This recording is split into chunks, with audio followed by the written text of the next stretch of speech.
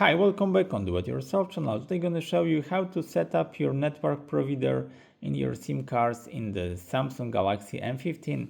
To do this operation, go to settings here, go to connection, and there is mobile networks here and the networks operator here.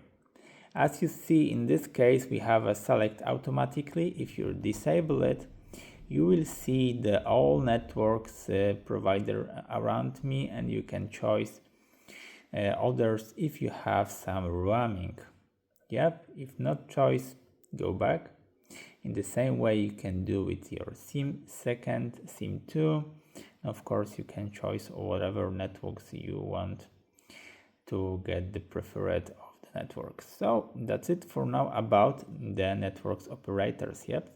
So I hope the video is helpful for you. If yes, you can leave like, leave comment and leave subscribe, and see you by next video. Hey.